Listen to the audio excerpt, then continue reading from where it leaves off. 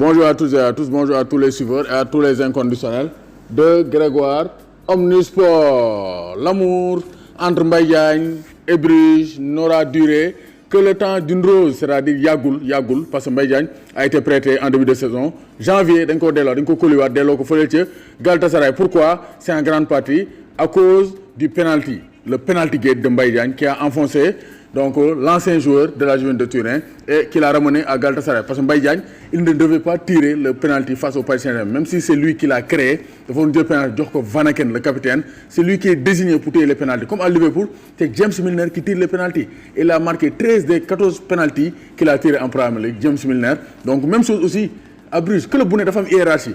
Real Ramos mooy dóor bu ko neexee mu jàll jox Benzema ne ko dóoral Barça Messi mooy dóor ku mu neex nag mun na laa jox nga dóor donc ça c'est la hiérarchie. Mais Mbaye Diagne il a violé la hiérarchie. Mais moom ce qu'il dit nee na Mbaye Diagne il a expliqué problème bi mu am fële ci Bruges nee na après le penalty dafa xuloo ak coach bi Clément. Donc Mbaye Diagne n'a pas été clément avec le coach de Bruges qui se nomme Clément. Donc Mbaye Diagne aussi donc nee na da koo poñe, je l'ai même empoigné, da koo poñe. Mbaye Diagne sëq dënn la da koo poñe.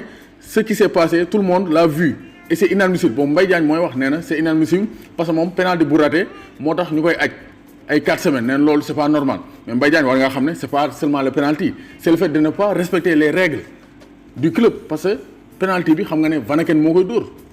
Donc faut pas chipper les penalty et dem ci ginnaaw ngay laaxatu ci ginnaaw ne donc penalty bi nga raté penalty ñëpp koy raté. Romario dafa teg penalty bi 94. Donc Roberto Baggio autant pour moi l'italien dafa teg penalty bi raté ko. Brésil gagné championnat du monde bi. Riquelme raté na fi donc demi-finale de la Ligue des Champions 2005-2006 face à Arsenal. Donc gis nañ ko Messi day raté penalty, Cristiano Ronaldo day raté penalty, Sadio Mané day raté penalty. Donc le problème c'est pas le fait de rater des penalty, mais c'est le fait de respecter les règles du club. Donc moo tax Mbaye Diagne il a été écart boobu nag neexu ko moo tax après il a montré parce que moom nee na caractère am du ko nëbb. Je ne peux pas cacher mon caractère, non la mel. Je ne force pas, je ne force rien, c'est naturel. Moo tax il a été renvoyé à Galatasaray et rajouté je ne peux pas supporter des choses nee na yenn choses yi yenn yi ñu koy teg mun ñu koo nangu parce que nekkatul ci école de football boo xam ne dañ koy éduquer nee na actuellement il est grand te day imposer caractère am donc imposer caractère am boobu tak moo tax aussi donc le mariage n'aura pas duré, le mariage aura duré le temps d'une rose. Donc comme diraient les poètes, le temps d'une rose, c'est-à-dire yàggul.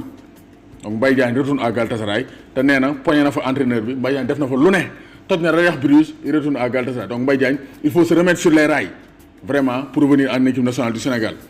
Tu es sénégalais, on continuera à te supporter mais quand même bu wax jotee dañuy wax il faut revenir sur la réalité et redevenir le meilleur buteur en Turquie. Tu peux le faire parce que tu as été meilleur buteur l'année dernière 30 buts.